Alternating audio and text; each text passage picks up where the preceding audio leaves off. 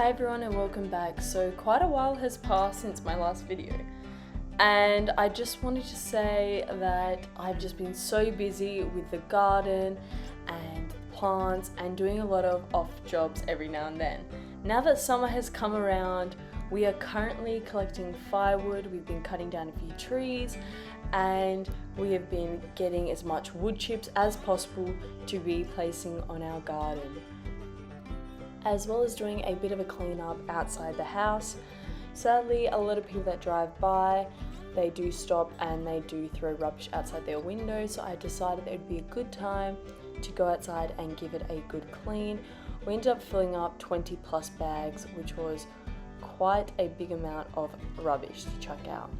Then I decided, because we collected so many cherries that we were eating, I decided that we should collect the seeds, and I clean them and then I put them on a damp towel and put them inside the fridge to germinate, as well as you guys can see, there were some date seeds there as well. Then I started going through all my old seeds. So I had quite a few mango seeds that I've collected over time. Sadly, the longer that you have your seeds, the more they can degrade and not be able to germinate as easy. And in this case for mango seeds, you guys will be able to see that when I cracked these seeds open, they sadly were all grey in colour. They had no greenery in them. Normally they would be a nice pale green colour with some greenery in it, and that will show that it will be ready, that you can germinate it, and I have done that before. So I would recommend giving that a try as well, but do it when the seed are fresh. Don't wait ages. As the fresher you harvest the seed, the easier it will be to germinate. Then I ended up finding that I had some apricot seeds. In general, I collected quite a lot of seeds in the past, and sadly, because I left them for so long, as you guys can see, this one has been dried out. So I do not think they will actually be able to sprout at all, but I'm still going to throw it in the garden. But all my other apricot seeds that I have kept, I'm going to plant them, the ones that are still good and look like they're full of nutrients. So I just sat there carefully, hammering them to open them up, making sure I'm not hitting it too hard, they will end up breaking the seed inside. Then we also gave the garden a really good watering. Now this garden, as you guys can see, is definitely not what I want my garden to look like in the long term. I just quickly put this together as I had a lot of plants that I started growing that I wanted to have in the ground so they could grow a bit bigger and actually grow fruit. I would recommend, when you guys do go to make your garden, if you just got a new block and you're super excited and you just want to plant something, go ahead, go buy a bit of soil and just go do it, because it does give you so much satisfaction having that. Obviously, it is a bit more work when you haven't got the right soil and when you haven't done the planning behind it. But now that I've done whatever I wanted to do and I got that motivation, now we are doing the planning of what I actually want the garden to look like. Also on the side, I actually ordered, because I had some molds from my candle making, I ended up ordering some plaster, which I ended up making quite a few little plaster items, and I thought that was a really fun activity to do, especially for kids or as a family doing that. And then we also painted them. So I think that's a really good idea, and I wanted to share that with you guys because it's something nice you can keep, you can give for gifts, and also because we had all the molds because of our candle making, I didn't have to buy anything new besides the plaster. So after this fun activity, I ended up going outside and checking on my tortoises, as I did mention in my other videos that I did find that they had mites on them. Now, when you do find mites, you've got to be careful, and I would recommend checking on them every month after that, just to be sure that they don't come back or there's no little ones growing, because then the problem will start all over again and they will have to then endure more pain so you can get rid of them. So what I did is I got out a strong spirit, which in my case was Uzo, and I just filled up a bowl with it, and then I used that as a disinfectant. So the tortoises, as you can see, were getting a bit scared because they knew that I was coming to check for the mites, but when I held it up, it allowed me to have a better look. So sadly I did find a few. There was very few. The first time I ever checked for mites, there was so many. This time I only found one on the female and I found 2 on the male. So I just flipped them over, and once they ended up trusting me and becoming calmer, I ended up picking them off one by one and left them clean. So I was super happy and excited about that. The mites are quite small. They are green when they're babies, and then they change colour and they become black when they are bigger. But it's kind of hard to miss. You will definitely see them, and especially when you go with your tweezers to pick them off, you 100% see that legs pop out as soon as you go to pick it off. I do recommend wearing some safety gear like gloves, as if you don't know if the animal has a lot of mites, you might end up catching them yourself if you take them off and do not kill them, or if they jump and they go on you. While you're getting used to cleaning your animals, or if it's a new animal and you don't know how many mites it has, to definitely wear your gloves. And there she was after her cleaning. She was eating some watermelon that I put outside, so she was in a good mood. We also had one of our first tree's fruit. So these are some plums. Now, some were a bit bitter, but the ones that were ripe were so nice and juicy and really rich in flavors. So we had a fun time trying to collect all of them, which we still haven't finished collecting them all. Then we went on, and as I showed you guys the cabbage, we ended up making a lot of sauerkraut, and hopefully that will last us the next 6 months. So I went and bought a few sauerkrauts, and I actually do have a video on that, so I will attach that below, and I'll also put that above now so you guys can see that.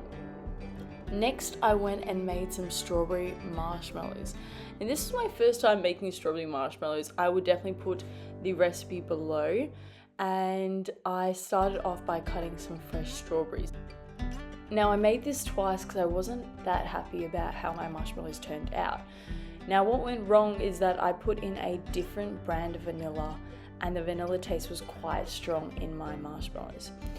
So I will give you guys the new and improved recipe, which first of all, I'm going to be cutting up my strawberries, and once they are diced up, I'll be filling 1 cup up.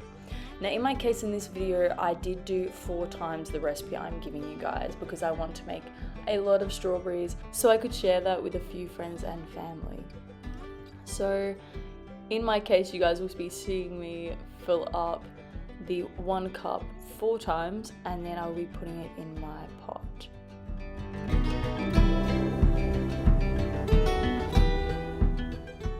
Then we're going to be adding 1 tablespoon of honey and 1 tablespoon of lemon juice. As I did say beforehand, I was tripling this recipe, so that is why you guys will see me adding a bit more than what you guys will be adding. For the lemon juice, because I tripled it, I ended up just adding the half lemon. Once we've combined all our ingredients, we are going to be putting it on high heat over the stove. Now, I put mine on temperature 9, and I'm going to cook all my ingredients until it starts to boil and I see my honey has started to bubble.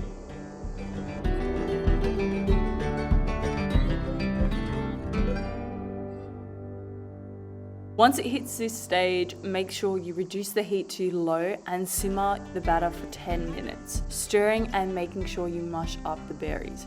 Now, I mushed them up as much as I could with a spoon, and then I ended up getting a handheld blender and I ended up blending them all after the 10 minutes of them simmering.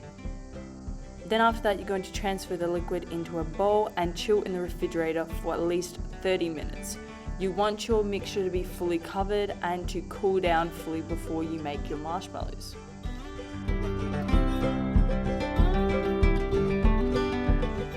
In a bowl or a stand mixer, you're going to stir together the strawberry liquid that we just had in the fridge that we just made beforehand and half a cup of cold water.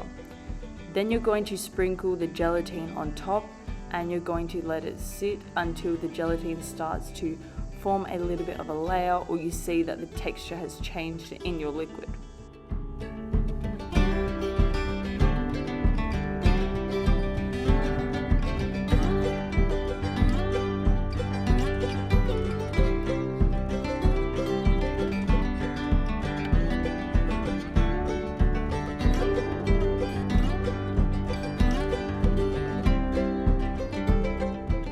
While you're waiting for your gelatin to combine with the other ingredients, you are going to get a saucepan that's over medium heat. You're going to combine together the honey and the half a cup of water from your marshmallow mixture now, and you're going to stir until the sugar is dissolved. You're going to bring the mixture to a boil, and you're going to wait until the temperature of the honey hits 116 degrees Celsius, which is 240 degrees Fahrenheit. And that would take around about 10 to 12 minutes. Then you're going to remove it from the heat, and you're going to return to your stand mixer on low speed and slowly and carefully pour the mixture that you just made over the stove that's hot into the gelatin mixture. Then you can add your vanilla extract and salt.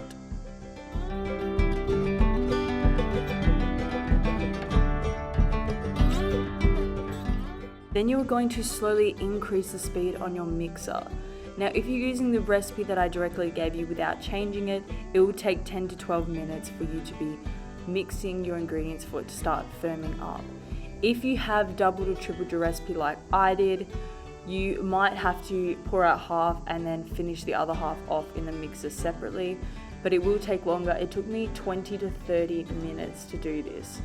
So I do recommend being patient. It will firm up, so don't give up on it. Then I put a cover over my marshmallows and I allowed them to rest for 4 hours at room temperature, but you can also allow them to rest for 2 hours in the refrigerator. I do recommend putting them in the refrigerator if you do have room. So while I was allowing that to rest, I got really excited and I started making a strawberry fresh berry cake. So in this case, I actually found a really nice juice that I wanted to use, and I whipped up a few ingredients and made my cake.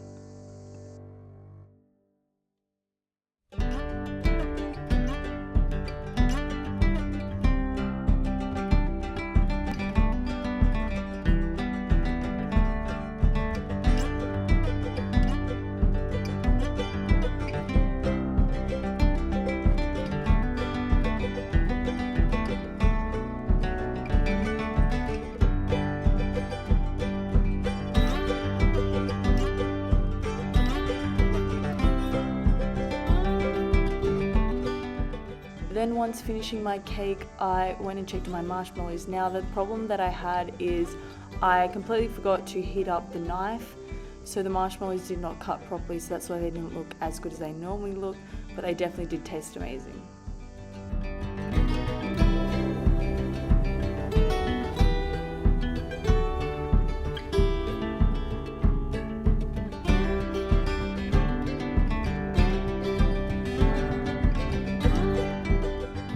We also got quite busy cooking for the family. We made a quinoa salad, you guys can see here, some saffron rice, which turned out so well, and we also cooked 2 other dishes, which was a beef stew and also a butternut chicken, I'm pretty sure, and it just tasted absolutely amazing. And we also made some pastelli, which I also have in a different video. So we set up the table and got the eskies full of drinks. Now, I think the part that I'm most excited to share with you guys is that we have a frame for our chickens. So this is the fencing where I was thinking that we are going to be putting our chickens. It does need a lot of work. We need to be checking out some old equipment and things we've got in here and cleaning it out and getting it ready for the chickens, which I'm super excited. So that's what I'm going to be doing as my next project. So I'll definitely keep you guys in the loop so you guys know what is going to be going on. Then I also saw this really cool short that someone uploaded, and they were saying that with the bananas, if you put aluminium foil on the ends of the bananas, that they will ripe slower over time. So I originally put them all together and then I realized I should be wrapping them one by one. So I did them one by one. Now this experiment showed me that the aluminium foil doesn't actually help at all. They ripe the exact same amount of time as the other bananas that I had there. So I decided that I wouldn't do it again, but I just wanted to share that with you guys because there's so many videos out there showing that, and I wanted to see if it was real or not. So that was my last month between food, preparing the chickens, and just collecting a lot of fruit from the different trees. It has taken a lot of time up, so I hope from now onwards, even though now the next thing that we got to collect are our grapes, I hope that I'll have more time to make a video and share that with you guys.